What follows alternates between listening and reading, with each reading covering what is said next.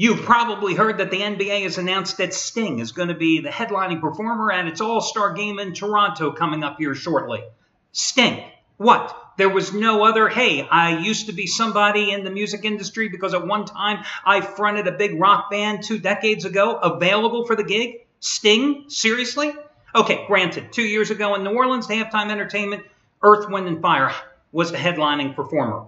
Hey, Earth, Wind & Fire, heyday in music, mid-70s to early 80s, Sting and the Police, big time, late 70s, early 80s.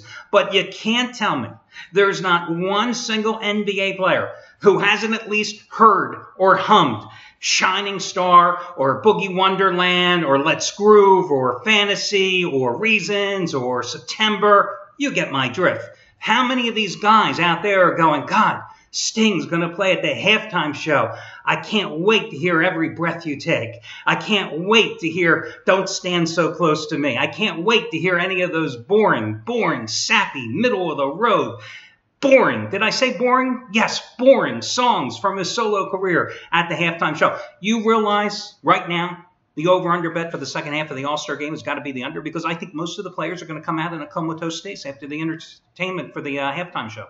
I really do believe that's where it's going.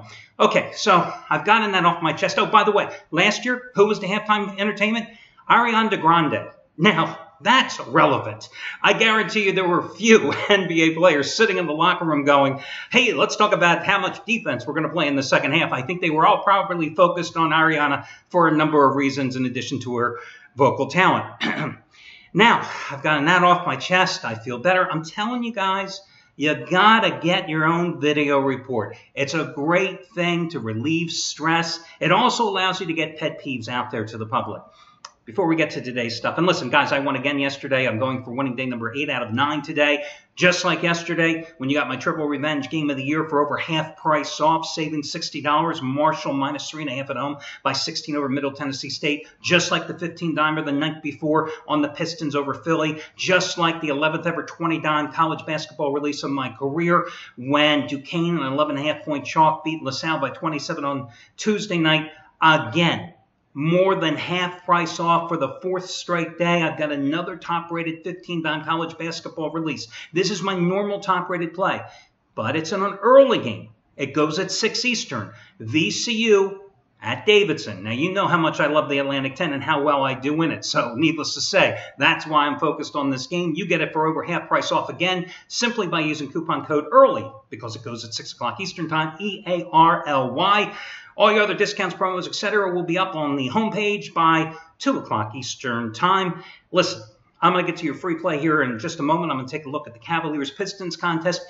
You know, one of the neat things that I've always found, and what really makes handicapping fun for me in the middle of the night, because I'm doing this video report for you, it's 3:20 Eastern Time this morning, is that I take the time to look at all the different sports pages as I'm handicapping the teams. It's, you know, the reason I find out as much as I do and I learn as much as I do is because I read what's going on.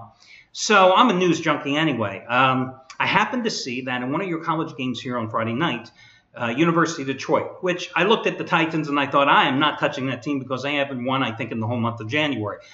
They're playing a home game. They happen to be honoring Spencer Haywood, who was elected to the NBA Hall of Fame just a year ago.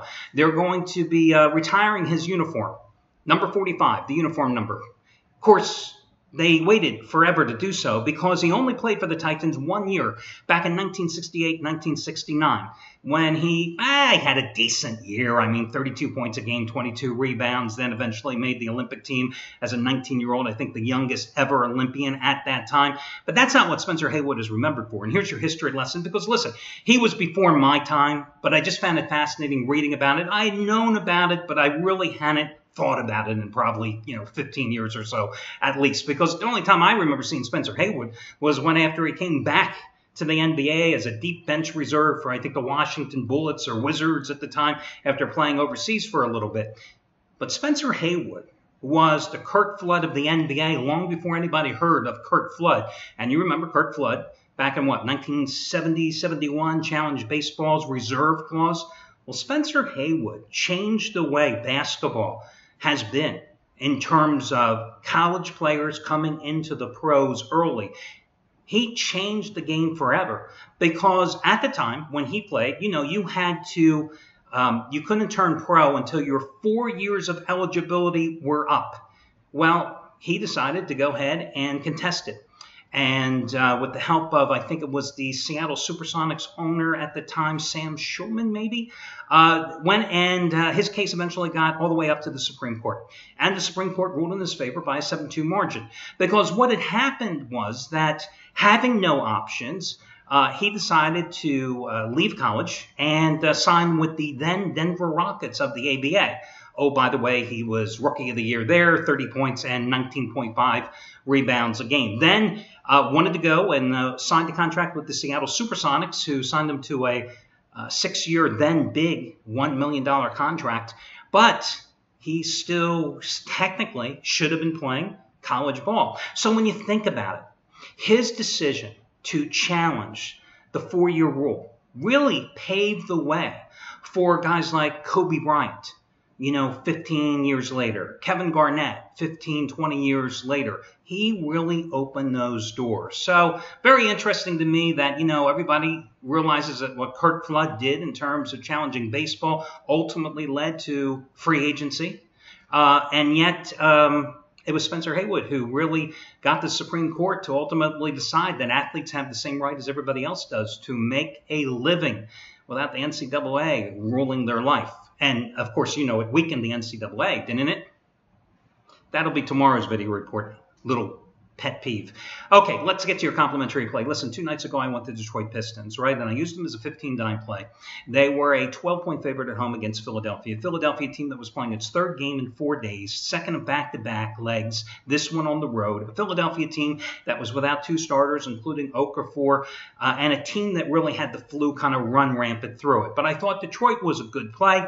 I thought Detroit would eventually be able to outlast the 76ers as the Pistons were coming back after a 4-game and 6-day stretch on the road in which they went 2-2, and it worked out kind of like how I thought it would, because the Pistons were down 5 going into the 4th quarter, and then they came back strong and they put away Philadelphia by 13 to get the cover and get me the win and you as well. So it would be easy tonight to go, hey, if you only beat if you're the Detroit Pistons, right, and you only beat the lousy Philadelphia 76ers at home thanks to a 4th quarter spurt, well, why wouldn't I go with the Cleveland Cavaliers minus the 4 points at Detroit tonight, especially since the Cavaliers, when they didn't have Kyrie Irving in the first meeting in November, lost in Detroit in the first go-round?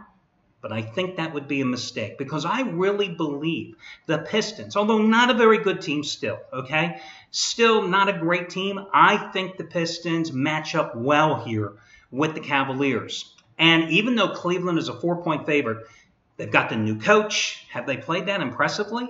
I mean, listen, they were playing the Phoenix Suns a couple of nights ago. Same night, let's see, it was Wednesday night, right? A Phoenix Suns team that has lost, 16 out of 18 or 19 on the road coming into that contest. They were only up by 5 at halftime before putting them away with a big second half. Same team gave up like 110 points to Minnesota and winning the second game of their new coach's career after losing the first game to the Chicago Bulls. This is a Cavaliers team that's still struggling, looking for its identity, not in game shape according to their new head coach because he wants to play more of an up-tempo game.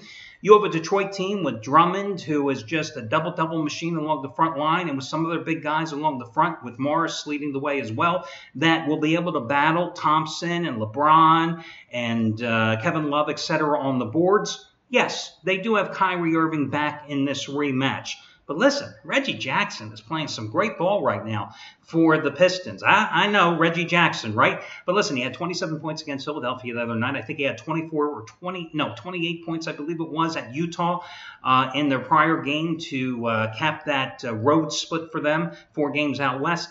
I just think it's a nice spot to take Detroit. Now, you know what I said. You play 99.9% of the time. You play the favorites early and the dogs late. This number is 4. I'll bet you, I'm doing this report again in the middle of the morning.